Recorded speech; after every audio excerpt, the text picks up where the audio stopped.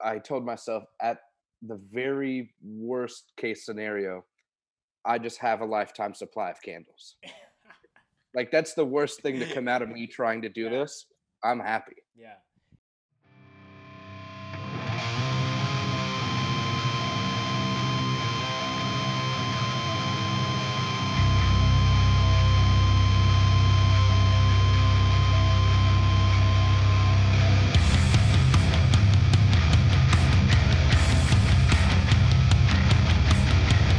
Well, Ready? I think with that, I think we can officially start. Thank you so Cool. much, everyone, for tuning in. This is another episode of the Scoped Exposure podcast. We welcome everybody's favorite mall outlet. No, we're not talking about Hot Topic or Zoomies. We're talking about Pacsun, aka Kevin from Knocked Loose. Thank you for joining me on the podcast today, man. Absolutely. Yeah. Thanks for having me. Um, as far as a proper introduction of where you're based and what you do in Knocked Loose, can you just do that for the one or two folks at home who don't know who you are? Yeah, absolutely. I'm from Louisville, Kentucky, Oldham County, Kentucky originally, and I play drums and knock loose, and that's the whole deal. That's the whole deal. Well, I'm really excited to have you on the podcast today, Kevin. We're going to be chatting about Knocked Loose, obviously, what you guys have been doing during this whole pandemic and whatnot, as well as some of the other stuff that you have, that has kept you busy during all this. But before we do that, we got to do our bev check. And I was looking in the fridge and trying to pick out something special, but I've straight up been really dehydrated today. So this is my insanely covered water bottle, and Right we're on. just staying hydrated on the H2O side. So Well, I'm right there with you. I was thinking, I was like, is it too early or too late to get into the drinking? And I was like, I got too much going on today that I'm gonna save the beers for later. So I've got my Liquid Death, not even a plug. I just had it in the fridge, but the sparkling can. oh, So I'll be okay. doing that. Yeah. Very Mm. sick. Well, yeah, it's always funny because now that I'm doing this bev portion of the podcast, I'm just like kerning through bevs all the time. So I'm hopefully one day going to be getting a sponsorship from one of these sparkling water cats, but we'll have to wait Yeah. and see. I Um, don't. I wonder if Liquid Death. I wouldn't be shocked if they ship to Canada. But because I mean the water, I'm like, do they go international? But they're claiming this water's from the Austrian Alps. There's no Alps in oh, Australia. Oops. oops. But yeah, I'm sure they would. I think it's just a matter of plug and email.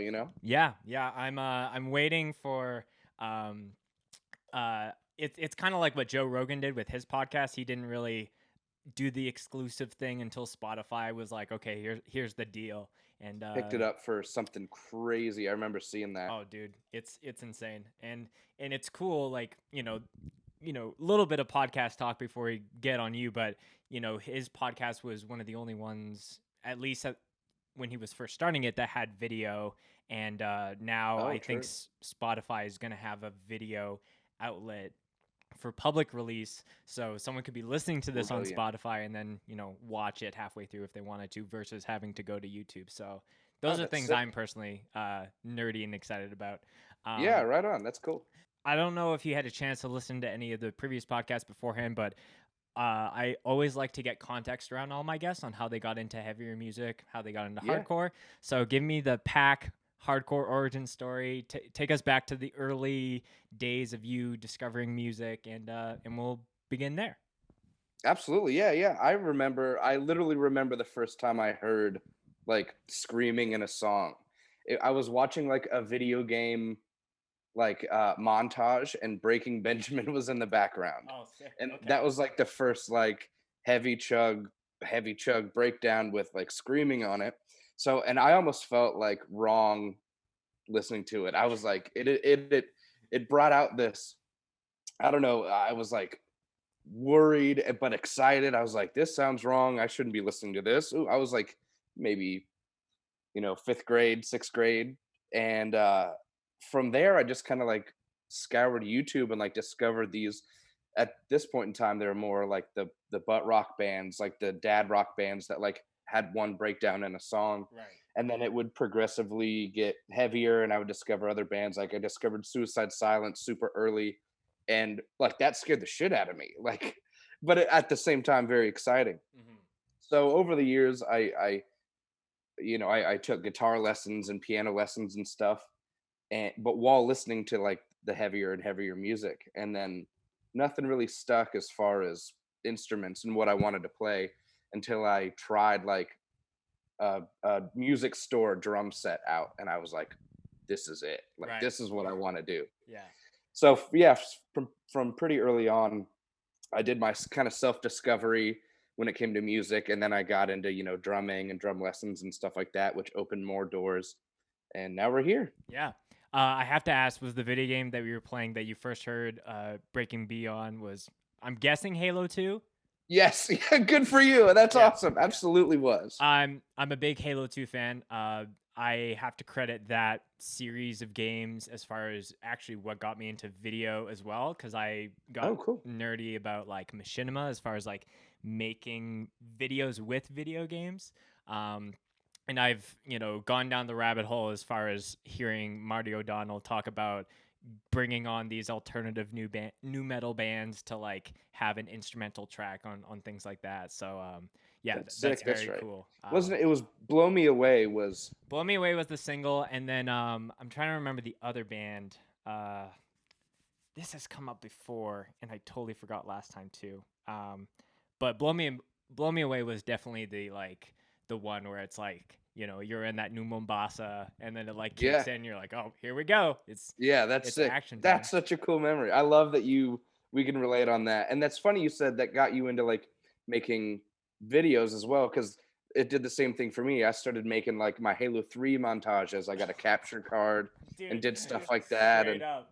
Yeah, I it's buried, but you could probably find my one and only Halo 3 zombie montage that I made when I oh, was like sick. 14 years old or whatever it was. So Send it to me after this. I I'll will check it out. privately. I'll send you Don't put mine. me on blast or anything. Of course not. Of course not.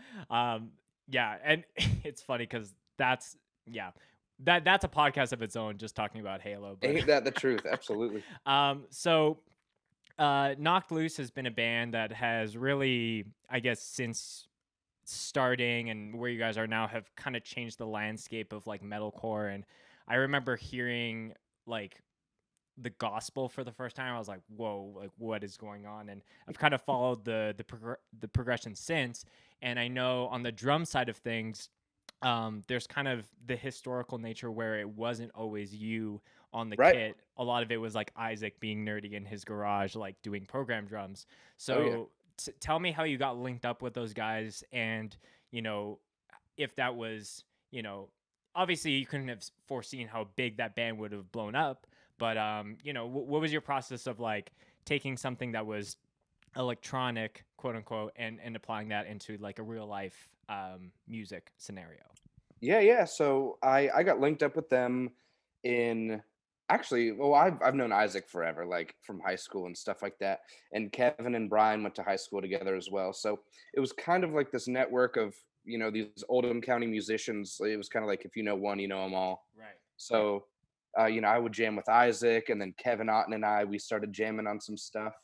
And then eventually, we would jam together, and then eventually Brian got brought in, and there was a point in time where I was, obviously I was not playing with them anymore, but they kept going, and they got a couple drummers. And so Pop Culture, the EP, was like written between like jamming drummers. So Isaac did all those program drums.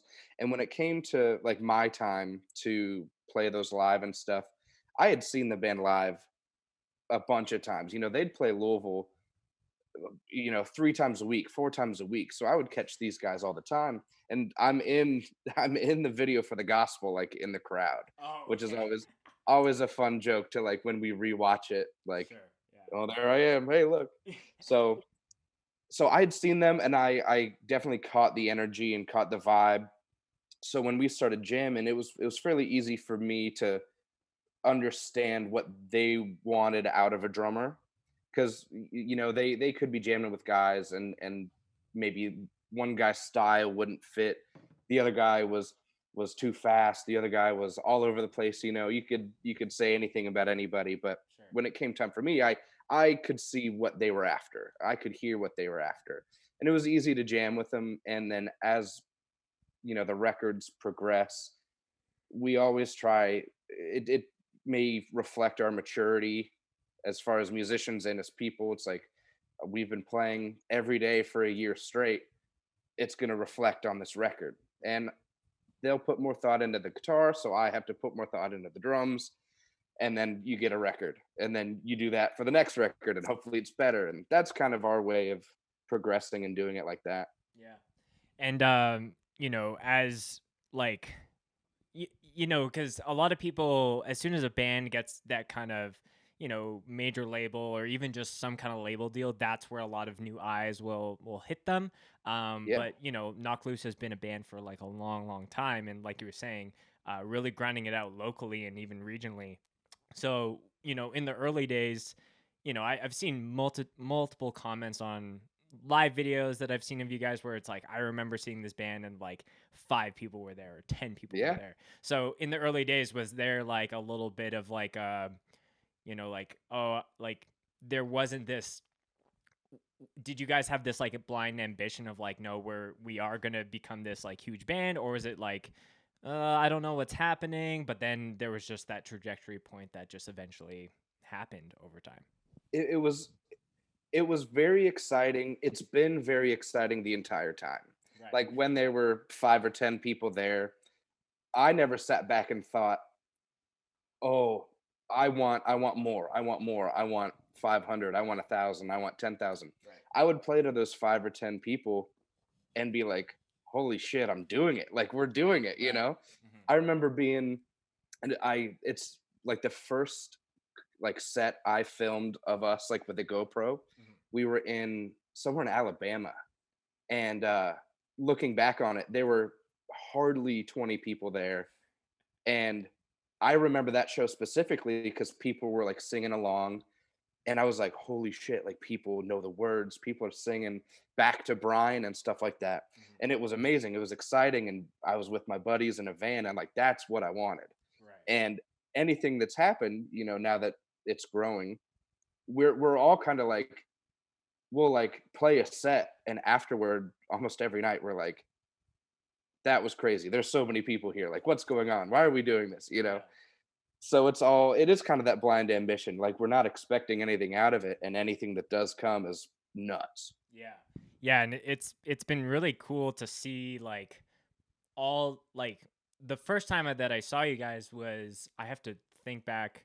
I think the year was 2017. You guys were on Okay. tour with Gideon and Comeback Kid, and Ooh. it.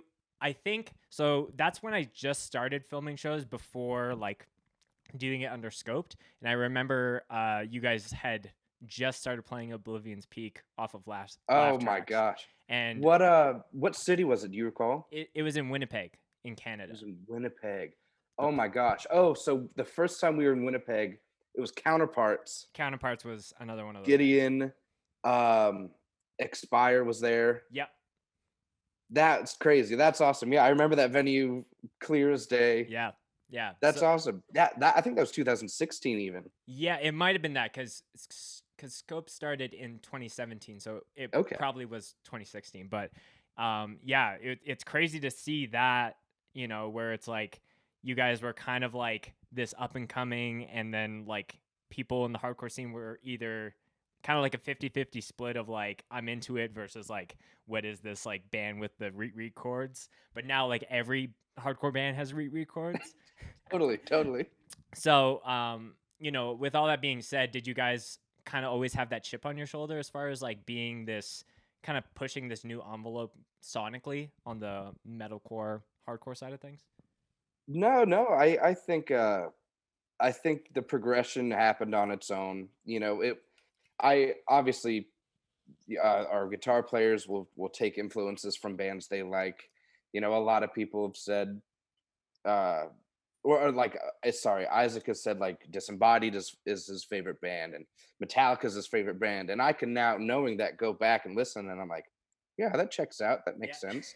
So it's and I think it was bound to happen eventually, like if we were adding dissonant chords because we would be around other bands that had dissonant chords, and we're like, "That's sick. Let's try to write our own," that kind of thing. Yeah. So I think it would have happened either way, but it's really fun to be a part of it like right now. Yeah. If you had to name a knocked loose moment in the history of the band, as far as the true springboard time, whether it was a certain song, a music video, a meme, what do you think that was kind of the springboard that hit that new level for you guys? I think honestly, I think when Counting Worms started getting memed like crazy, I was like, "All right, the internet has taken it and the internet has ran." And I if you're a meme, whether you can say like, "Oh, that's lame," or "That's cool." If you're a meme, like, there's no such thing as like bad publicity. Like, people are gonna see the name every day, multiple times a day, just because of a meme. So Yeah. I was like, when we started getting memes made, and like family members and like kids I went to like elementary school with were sending me meme like, "Oh, you're a meme, like you made it." I was like, haha. Yeah. But that's kind of where I was like, people are paying attention because whether it's a joke or not, eyes are on. But there were some shows that we've played that I'm like, this is it. This is really happening. Uh, I remember like our first time playing Chain Reaction in California. Mhm. It was like that's a legendary spot, and we played it, and it was packed, and we were like, this is good, this is cool, this is happening, this is growing, and there's nothing we can do to stop it. Yeah. So might as well run with it, you know? Yeah. Yeah, I think I'm always interested on how, like you were saying, the internet or subcultures will take something and it doesn't, and I think with the Counting Worms meme, it was timely around that got around your release, while you look at, the Harm's Way Running Man meme, that song is like, I think 4 years old when the meme came Yeah, out, but like, you never know, just one day you just wake up and you're like, "Oh, someone has taken this clip and done it 40 different ways," yeah, and people are sharing it, so I'm sure Harm's Way just had that little bit more attention, so definitely, definitely. And we're pretty close with those guys, and I called their bass player one night. I'm sure I had a couple drinks, and I was like, dude, and this is no diss to them, it's just insane how people will take something and run with it. Like their meme page, there's a meme page that's like Harm's Way Running Man to different songs, yep. has got like 3 times more like likes on Facebook than their actual band page, Right. which is insane to me. They're still getting attention and eyes, and people are obviously witnessing and seeing who Harm's Way is, a joke or not. But that's crazy. Like 3 times the people are holding on to this meme page rather than like diving into the actual band. It's insane, but Yeah. you gotta like it is what it is. Like Yeah. meme kids are meme kids. Yeah, like even an example outside of hardcore with the whole like Dogface and Fleetwood Mac, like a lot, I'm sure a lot of people sharing that meme had no idea like that song, or maybe heard it on a TikTok or whatever, but like it's just, you never know. Someday some dude's going to be skateboarding with a cranberry juice and then his life changed because the I internet heard just it, takes it it. shot back up to number 1 or Yeah. something like that. Yeah. Just yeah, you never know. The internet's a crazy place to be. Yeah, yeah, and if I doubt Ocean Spray is listening, but I would love an Ocean Spray Bev sponsorship on this podcast. I'll plug you guys all the time. Um, Send so them an email. Let's go. so you guys are like a very very busy band in a normal world of touring and things like that. So how has this I watched a little bit of that interview that you did with SOS, and so how have you guys been doing with keeping busy, strategizing with releasing new things, new music? What's going through your mind, but also the band's um, mind as well? Yeah, yeah, it's been difficult. Obviously, no one's experienced this, at least in my lifetime. And as a band and as a group, you're right. We were so busy the year before. We're used to 6 to 8 months being on the road. So when everything just kind of stopped, and the rug was pulled underneath our feet. We're like, hold on, we got to figure something out. And at first we were like, we were trying to keep, I mean, not that we're not calm, but we were like trying to keep cool, saying like, this is good, this is a break, we need this break. Right. When's the next time we're going to get 3 months off in a row? Like, let's just enjoy it while we can. And that's turned to 6 months, 8 months, 9 months, and we're like, holy crap. Yeah. So no one really knows when things are going to start coming back, as far as shows in North America or overseas even. So we've been getting together, we've been like jamming and stuff, like what we should be doing if we have this much time without going to work, going to play a show and stuff. And it's been cool because we don't feel like there's no pressure to operate. We love what we do, but when we have a tour in 2 weeks, we got to get ready, we got to get this, we got to get that. I think we're comfortable, and without that pressure, we can be creative freely, if that makes sense. Yep. So we're jamming, and I like the other guys are getting together themselves, doing their own things. Like, I'm sure Isaac's in a million bands, so I'm sure he's working with his other guys too. And uh Brian just moved to California for a little bit, just to like enjoy it while there's nothing going on. And I've been doing the candles, so like it's little things here and there that we're just trying to stay busy and trying to stay entertained and keep our minds going and stuff like that. Yeah. Yeah. Shout out to Brian for moving to a way warmer climate versus what you guys probably have right now. When It's not winter. so bad. It's we're getting there. It's gray, gloomy, and maybe around 55 today, so not too bad, but we're getting there. Yeah, Calgary always gets snow really fast because we have these things called Chinook. So it's like the warm temper. I'm gonna butcher the technical or scientific aspects of this, but it's warm weather patterns that come over the mountains. So you can go from like really like frozen temperatures to like everything melts for 2 days and then it goes back. Oh, But I think because we have that in the middle of winter, we also get like snow randomly at the end of September. So there was snow on oh the my ground two gosh. days ago, and then it was like 14 degrees Celsius, and then now it's like around zero. So it's all over the map. Oh, yeah, you're all over the place. Yeah. I would get sick as a dog if I was dealing with that. Oh yeah. It's I'd catch a cold like nobody's business. I don't know if you've seen that meme where it's all the Spider-Mans and they're pointing like the COVID cough, cold cough, flu season, like Yeah, all yeah, these yeah. different things. Yeah.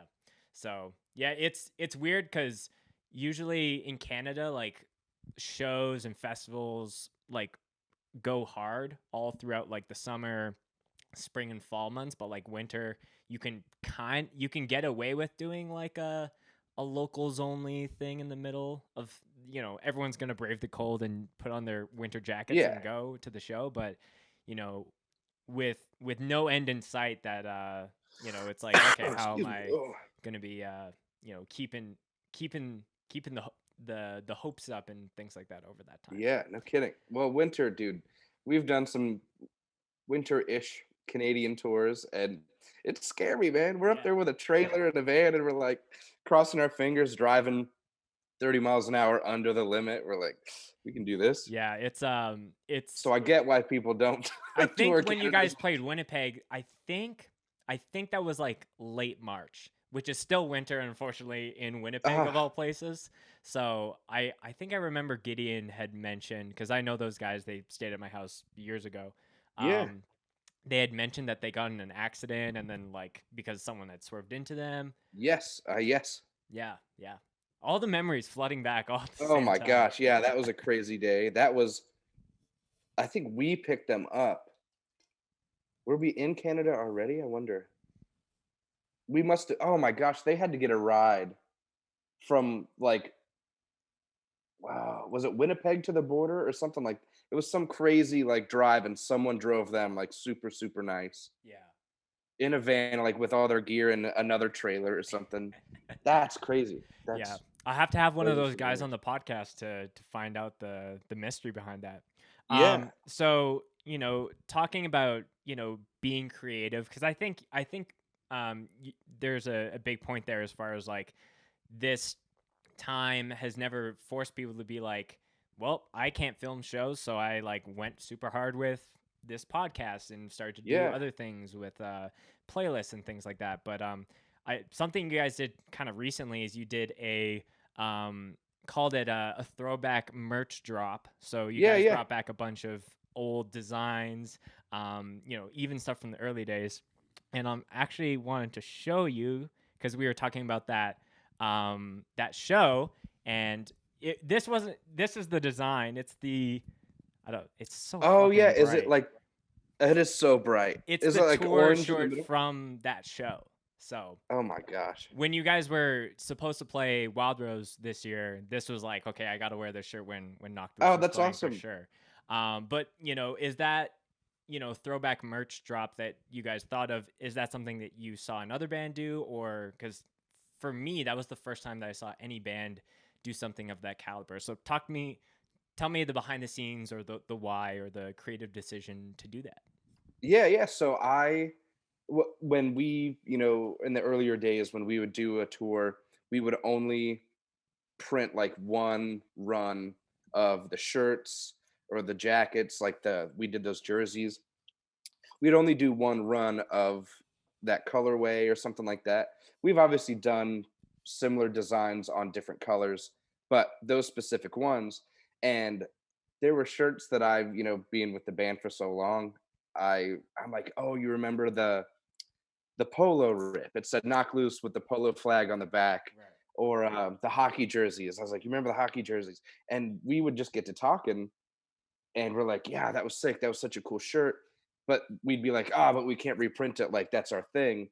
And we got to talking, saying, "What if we did like one special drop of all the old stuff that we like all really liked?" Because the conversation in the group chat was not, "Hey, what sold the best ever?" It was, "Hey, what are all your all favorite shirt, or what are all your all's favorite shirts?" Mm-hmm.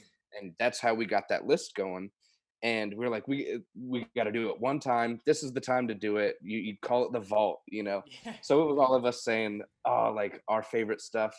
Because there's some shirts over the years that I've loved and I don't have. Like I want again.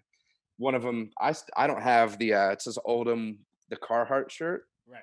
and I never got one. I'm begging. I was like, "Please, let's do it again. Let's do it again." But so that's how that came to be. It was just kind of a creative, like, how do we bring these shirts back, even if it's just for us, Mm-hmm. and then put them out, one special time. We haven't even had the conversation to do it again, but uh, I'm really stoked on it. I think that was a really fun idea. Yeah.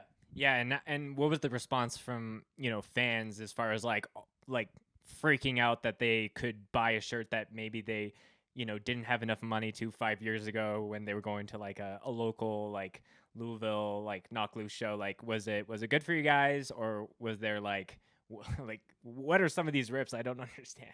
Yeah, yeah. The most amount of messages I got were from people that we like toured with at that time. Oh, okay. They were like, "Oh my gosh, like uh from the Kingmaker tour, we did a Kingmaker rip of the cigarette shirt." Yeah, yeah, yeah. And so like they hit us up and they were like, "That's crazy, that's crazy, you got to get one." So I got hit up by like some of the guys in Adalia, and we had a shirt from like when we toured with them. Hmm.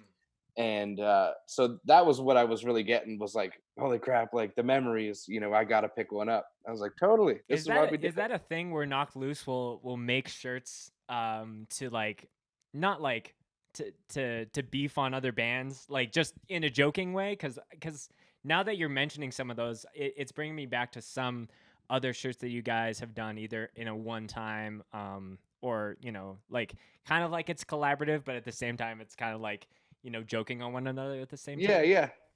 yeah. That's definitely out of Brian's brain. He's real good about thinking of stuff like that and having those ideas.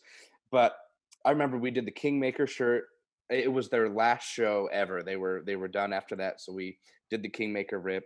We did one for the August Burns Red Christmas show, and we crossed out red and said August Burns Blue Right. Yeah, for a that's the one different I'm shade of thinking of. blue. Yeah.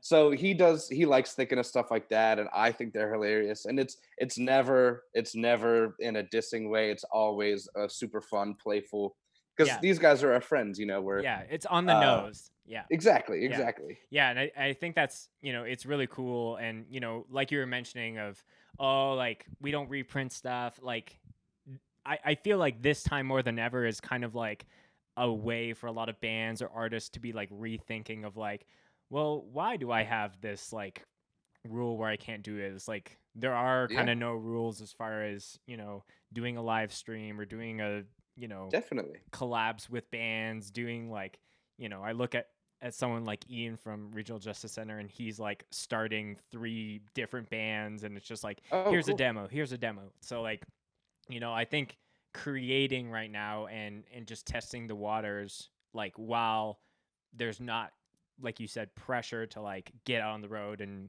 uh, Yeah, you know, squeeze the juice out of an album is like, why not take that opportunity? absolutely. And with everyone being, whether at home or doing a lot less than normal, you gotta have your outlet. You gotta have that creative outlet, whether it be working extra hard on something you've been doing, or putting new energy into something brand new to you.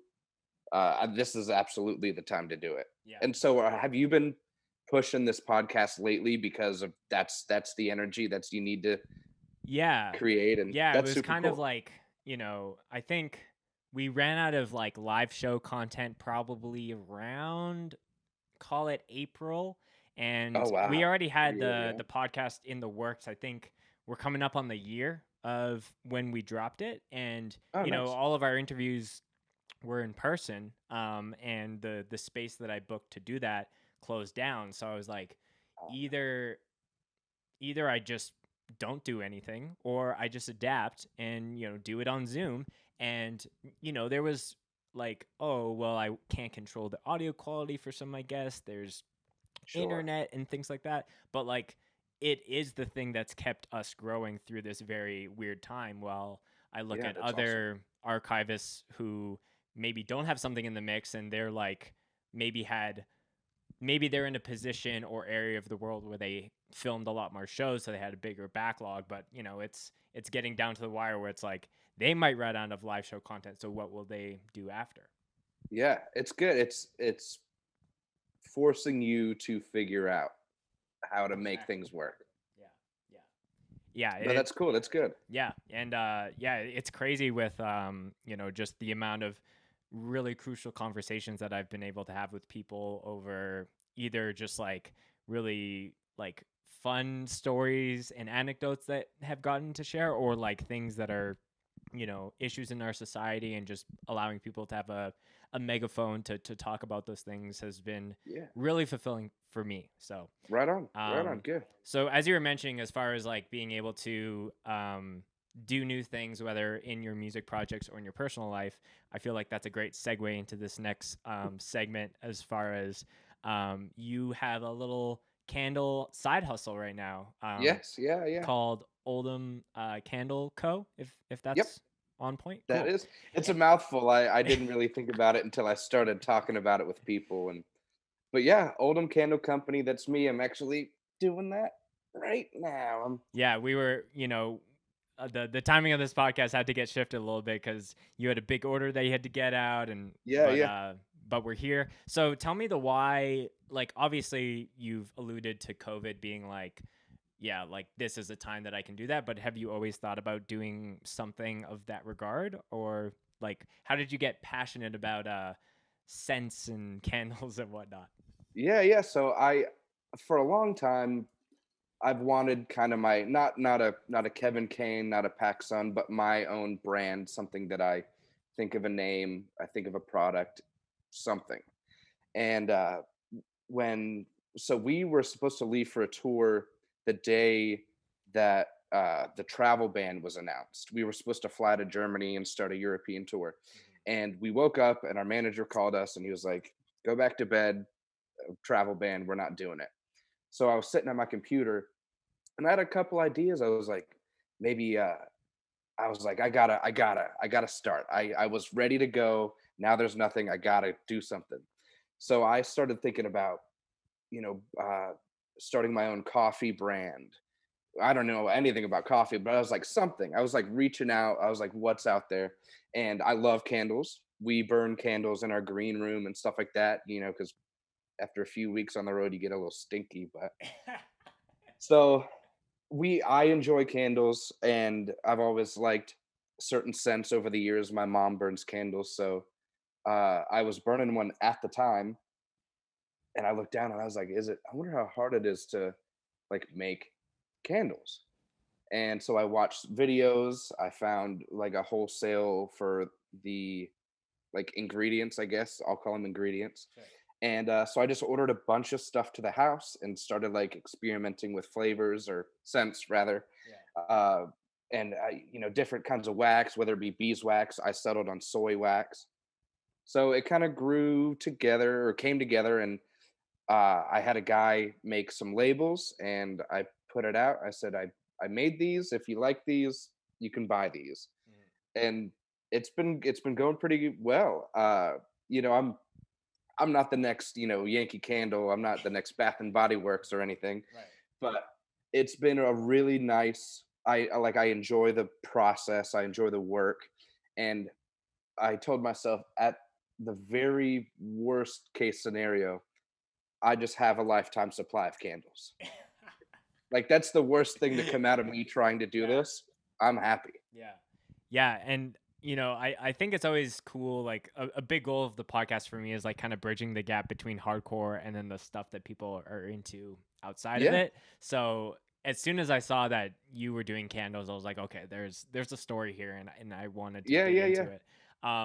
And growing up where I did, like, supporting your local economy and community was always like instilled in me very strongly. So like you were saying, like you're not trying to go after like the big wigs of the candle industry, but like Right.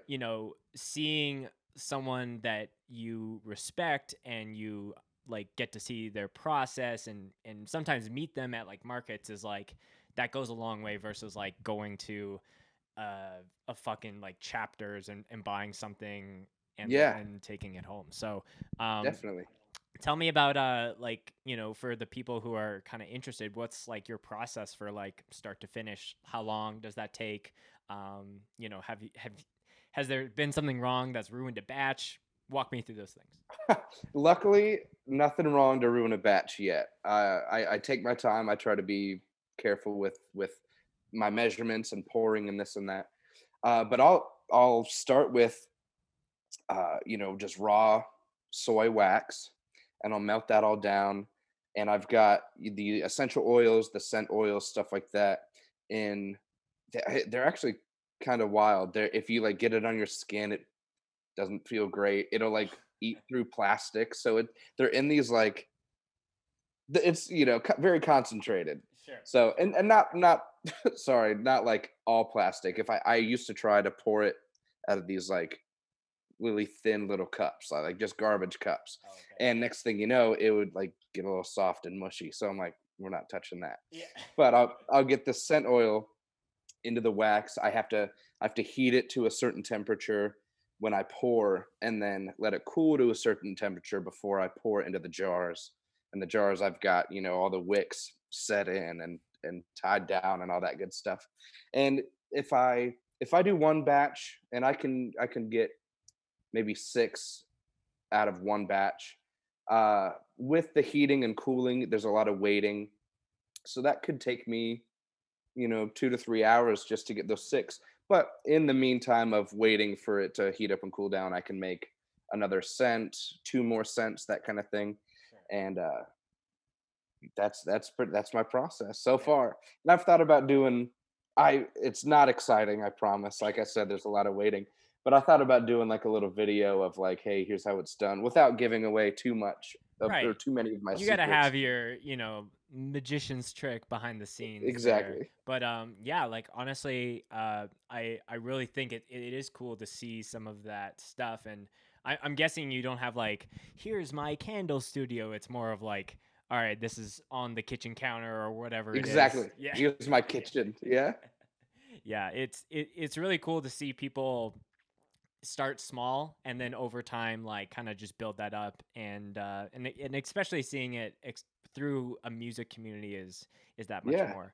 I'm super thankful. I don't think it would be going the way it's going if it weren't for the people that I've met and known through music and stuff like that. If I was just a regular old guy doing a regular old job, and I was like, "Hey friends, I make candles," they'd be like, "Yeah, so what?" You Yeah. know.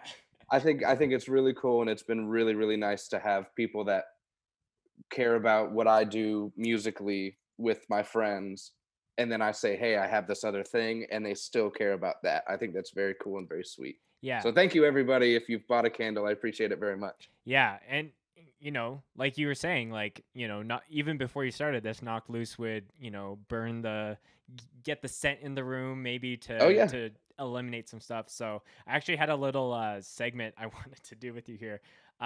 So if you had to give one of your scents per member of Knocked Loose, Oh, who would you pair what with what? I would. Oh, that's tough. I just did this collaboration with Eastwood. Yes, yeah, I did see So that. I would just go ahead and say Cole's getting the false tart. That's an easy given. Okay. I don't have to think about that too much. Isaac, I would probably give him. What's cool and what makes this maybe a little easier is they've all been over here to smell them, and they know how, and I can keep an eye on whose face lights up when they smell what. Oh, So I think, interesting. Okay. yeah. So I would give. Okay, I'll go Brian. I'll give Black Sea. I'll give Kevin Ocean Breeze, and Isaac. I'm gonna give the spiced cider. Mm. You just solved my Christmas shopping problems. You're welcome. No, that Thank is you, thank you so much. that is, yeah, that's funny to hear, like, but like you were saying, you got to have that at hand experience of the guys like, Yeah, "Oh yeah, that's nice." And then that one like really makes their eyes exactly, exactly. light up. Yeah, that is very cool.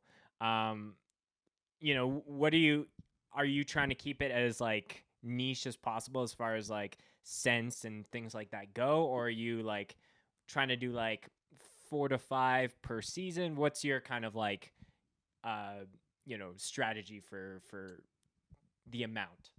Yeah, so I'm very much still getting my feet wet with it. I've lately, so I dropped the four original scents, and that started with, they were just like four of my favorite scents that I like personally. And then I had the idea, why don't I just keep up with the seasons? So I had my summer smells, I just did my fall smells, I'm gonna get some winter smells in there, and then springtime I'll do something. And then once I've covered those bases, I think that'll give me the opportunity to kind of do one-offs, like you have your four fall smells, but I'm introducing this one as well. Hmm. So I think I can, one by one grow the roster, if you will. Yeah. And I eventually, I don't want to keep it too niche. If I would be allowed to grow to a point of, like, I daydream about having that candle studio, if you will, or even a shop. If I had like a little boutique that coffee, candles, clothing, something like that, I would love to see this little quarantine passion project last longer than just the quarantine.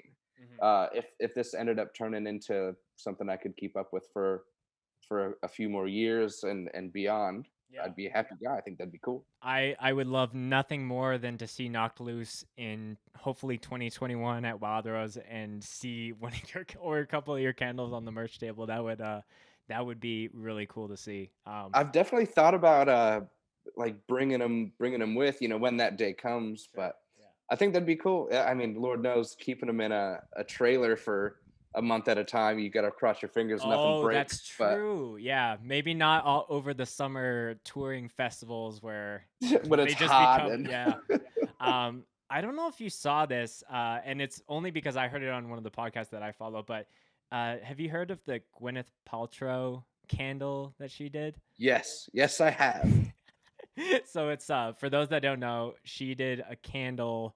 I'm trying to see if it was with somebody, but it's called "Smells Like My Vagina," and it I don't know. It's like the podcast that brought that to light for me. I was like, there's no way that her vagina smells this good, and there's just like this big thing. So what they did is they are working on a candle called "Smells Like My Butthole," and it has like a musky like. Oh my god. Dude, I'll send that to you. Like, it sounds like I gotta send a few things to you. So, Yes, that's um, hilarious. That's insane. I was thinking about the "Smells Like My Vagina" today. right. Like, like as I'm making mine, I'm like, "Oh yeah, she did that. Yeah. How did she do that? Why? How? Why? Yeah. Where? So many questions. Yeah. And it's like she's a celebrity at a height where she could literally do anything and make Whatever she wants." insane money off of that versus like thinking critically of like, is this worth $50 to $75? Is Um, that what they're charging for it? yeah, it's up there. Oh my.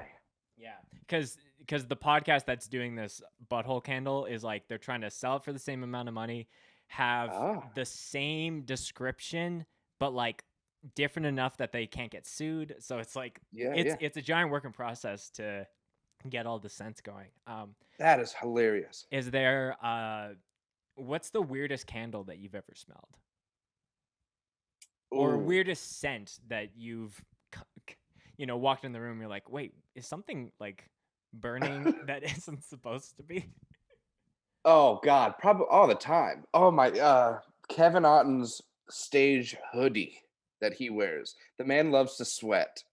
Okay. One of the craziest things I've ever smelled in my life. There's no describing, and I'm not even making fun of him. I love you, Kevin. Yeah. It it is like it's him. You can be anywhere in the venue and be like, I know where that hoodie's at. I know where he's not. It's crazy. Right. Not even a diss, but Yeah. that's the craziest smell I've ever smelled. Yeah. You're probably not going to do a Kevin's hoodie Oldham If candle. if if I did a Kevin's hoodie, I, that could be really funny. That could be funny. Yeah. That could be Even funny as a to like one off. our friends. Yeah. Hmm. Is there, I don't know, is there any collaborations that you want to do with this with either bands in the music space or even just like local stuff that's within the Louisville, Kentucky area? What I so the first collaboration obviously was with Eastwood, and that got me thinking like I could literally do it with anybody, with anything. So I'm more excited not to say, "Ooh, I want to do it with this person or this entity." I'm just excited to see who brings it up and who would be interested in doing it now that I've already done one. Um, I've of course talked to a couple people. I won't say who because I don't know how serious they might be about it. Right. But I've got a few friends that have clothing brands. I have a few friends that have like personal brands that have wanted to like label a candle, collaborate on the label on a scent and stuff like that. Other bands are interested as well. Right. So already the interest is there, and I think that's super cool. And who doesn't want their own like personalized branded candle with their name on it, stuff like that, you know? Right. Yeah. So I'm looking forward to exploring that a little bit more as well. We're getting to the point here, Pac, where we should start thinking about wrapping up the podcast. So I got a couple more All questions right. here. Obviously, we talked a lot about the candle side, but also Knocked Loose. I'd be remiss if I didn't ask you if there was anything coming up that wanted to give a little tease to, or things that people can expect from the Knocked Loose pipe. I have got absolutely nothing to tease Okay. at all. That's fair. No, and like you said, like you guys have done, few things. You know, I feel like it's more of like a surprise and delight now with a lot of Yeah, bands where it'll just be out of nowhere. Like, hey, we're doing a live stream session. Hey, we're doing yeah, this shirt for the next week. So it's less about like, oh, this band isn't doing anything.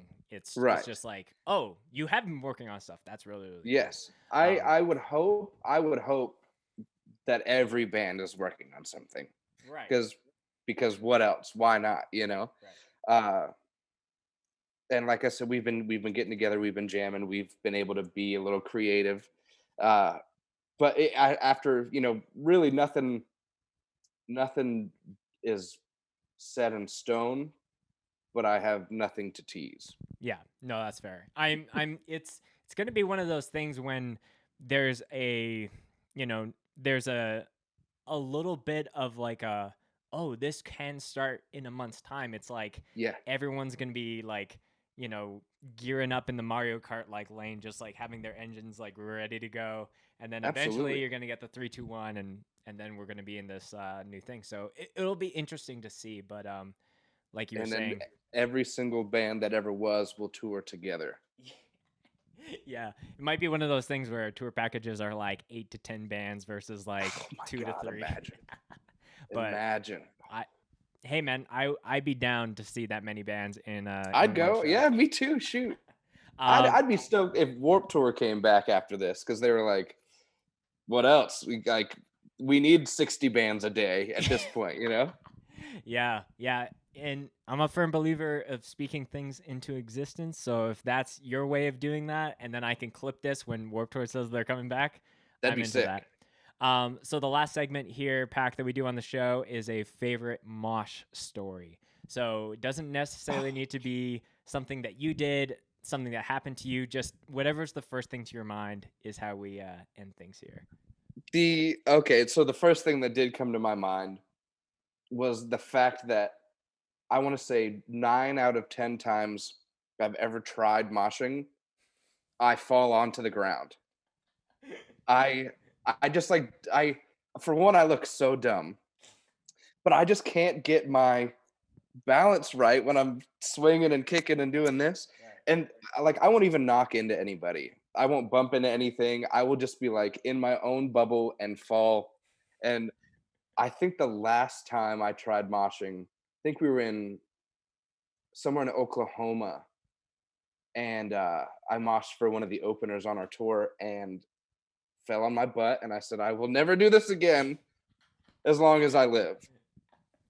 Well, if that Oklahoma band is listening or watching, definitely let it be known in the comments that we were the last band that Pack Mosh to. You ended my mosh career for sure. Um, Before we say goodbye, is there anything that you want to plug? Send people after this podcast? Anything you want to, put out to the world? The floor is yours to do that.